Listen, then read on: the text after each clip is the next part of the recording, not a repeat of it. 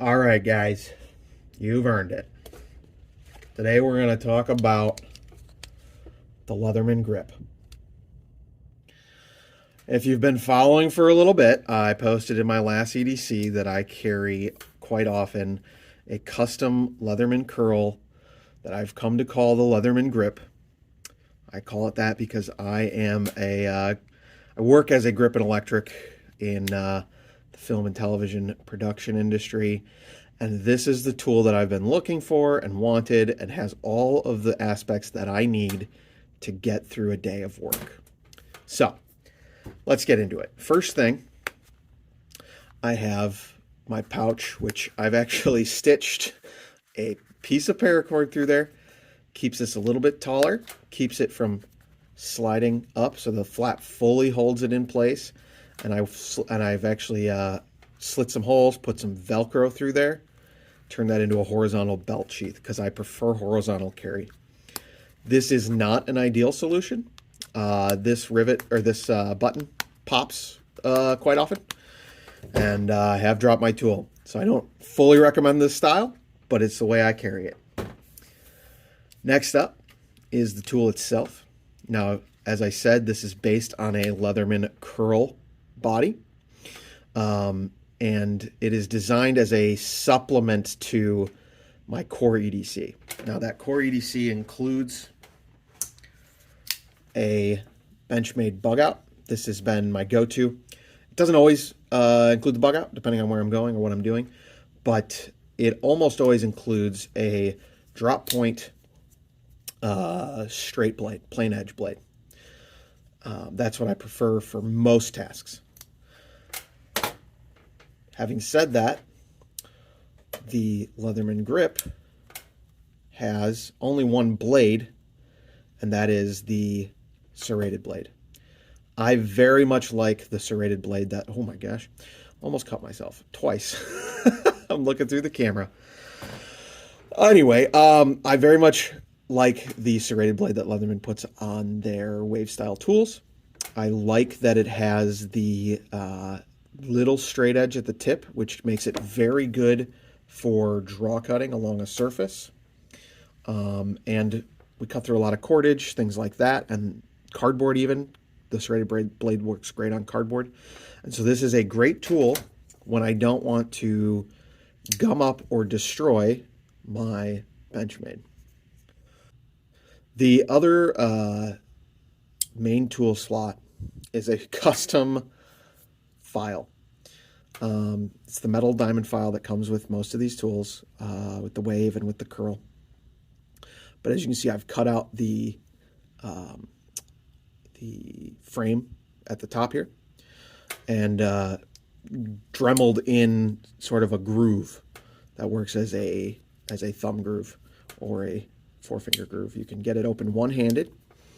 The reason being for that is that I flattened out the tip, removing the little nail nick, flatten that out, and turn that into sort of a scraper slash large screwdriver.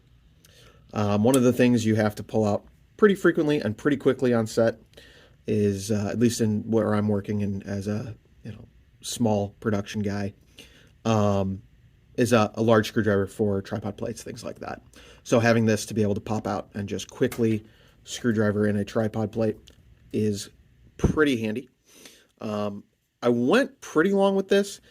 I have not had any issues, but if I start to have issues with it twisting or flexing, I can always chop this shorter and recreate that tip a little bit closer down near the pivot to alleviate some of that stress. But it's been working pretty okay.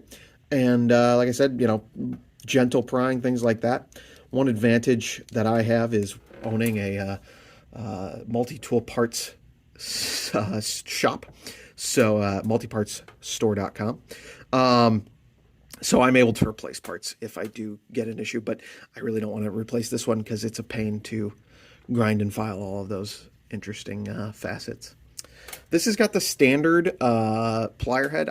I've thought about replacing it, but I've got these TPU covers that I 3D printed, and I think if I go any different with the head, like even to the wave head, I think that those TPU covers. Well, they won't fit the wave, and I think that it won't fit in the handle because it is just as snug a fit as it can be.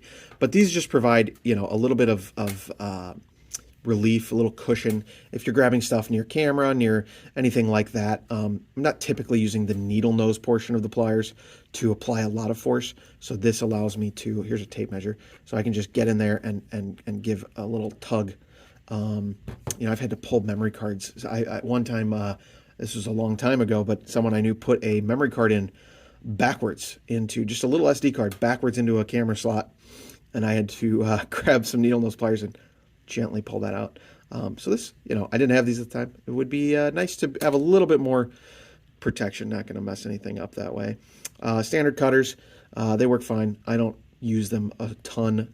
Pliers are, you know, a backup on set. Usually I have a crescent wrench at the very least, but this day to day obviously can get plenty of use.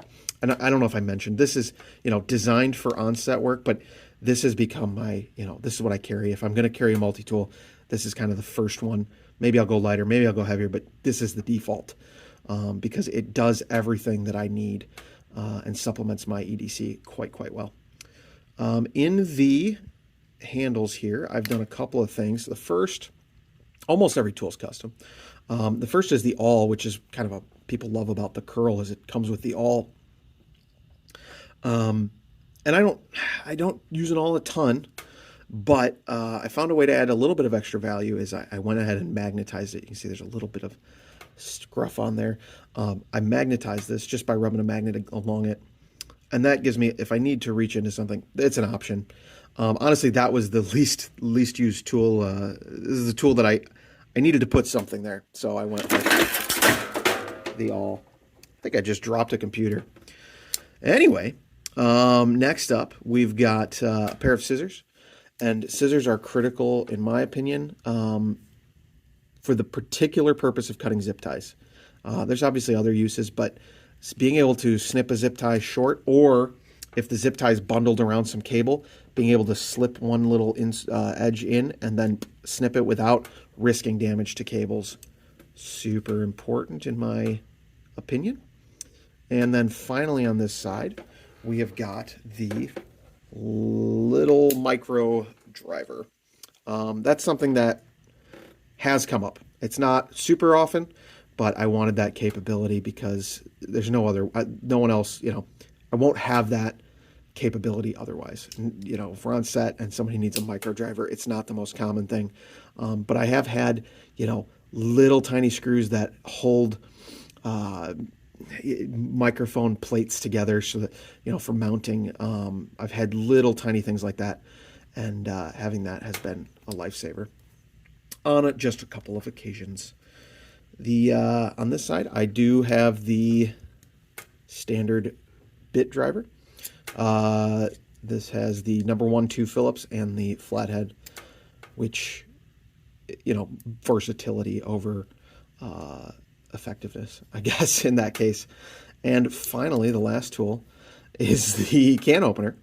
Again, had this little space, didn't know what to put there. There was a can opener there. I thought, what's actually useful? Because I'm never going to use a can opener.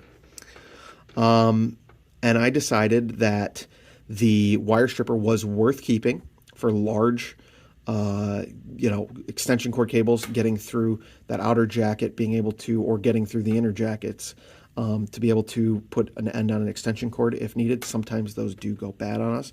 We do run a lot of power through a lot of extension cords. So I thought, let's throw the can opener on and let's completely destroy it. For reference, here is the unaltered can opener. So you can see that, if I can get those to focus, quite, you know, a fair bit of destruction happened. What I've designed this for, what I've intended this for, and I have used it, is pulling out knots. Somebody ties an overhand knot, or you tie a knot in paracord, something like that, that just does not want to come undone. This is fully blunt all the way around. It has a bit of a hook shape. I could probably accentuate it a little bit more. If I wanted to, it would probably benefit. But you can slip this into, close the handles up, and you can take this and weave this into a knot and grab the knot and pull back towards yourself, and you can take out a lot of knots that you wouldn't otherwise be able to.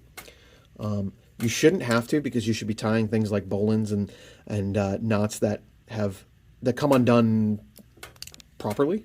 But it happens. I tie knots wrong sometimes. Depending on the situation, you might want that, and it'll speed up even knots that are properly tied. You can help get them undone a little bit quicker on occasion. So that is the Leatherman grip, as I call it. It's really a Leatherman curl, heavily modified.